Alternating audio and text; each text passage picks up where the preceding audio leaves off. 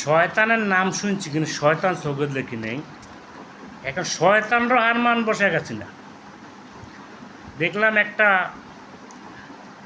Audio তার viral হয়েছে, নেতাদেরকে বলছে ট্রাম্পের ছবি দিয়া ব্যানার বানার জন্য, বানাইয়া মিছিল করার জন্য। মিছিল করলে বাধা দিবে, বাধা দিলে ট্রাম্পের যে ছবি, এই ছবির উপরে দেখা গেছে আওয়ামী লীগের লোকে এটারে আক্রমণ করবে। আক্রমণ করার পরে এটা ভিডিও করবে, ভিডিও করে এটা বিশ্ববাসীর দেখাবে। দেখছেন কত বড় শয়তান, কত বড় শয়তান এসে ইন্ডিয়া থেকে করতে আছে। আরে শেখ হাসিনা, ক্যা মোদি না তোমার ক্ষমতা রাখছে, মোদি পাঠা দিতে কো, মোদি যদি পারে আবার বাংলাদেশে তোমার প্রধানমন্ত্রী বানাইতে কো না।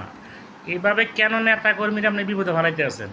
হ্যাঁ, আপনি আওয়ামী লীগ তো 100 বছরের দেশে ক্ষমতা থাকবে না, আমার মনে হয় না। আপনি যা করতে আছেন, ঠিক আছে, আপনি যা করতে আছেন আরও মানুষে আপনি খেপাইতে আছেন। আপনি যেটি করতে আছেন মানুষ আর আপনার প্রতি মানুষের ঘৃণা দিন দিন বেশি জমতে আছে।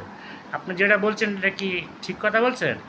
বলেন না। আপনি আরও নেতা কর্মীদেরকে বিপদে ফেলানোর জন্য মানে বলতে আছেন। আপনি কি মানুষ? আপনি তো মানুষের কাতারে পড়ে না, ঠিক আছে, মানুষের কাতারে আপনারা পড়েন না। আসলে কি জানেন, আওয়ামী লীগের শরম বলতে নাই।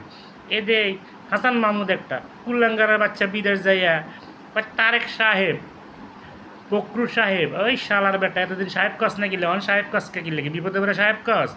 হুম, তোগো যেন কী হইব রে, উপরে আল্লাহ ভালো জানে। এখন নেতা কর্মীরা যা বাংলাদেশের শান্তিতে আছে, এই শান্তিটাও বেড়াও থাকতে দিবে না। হ্যাঁ।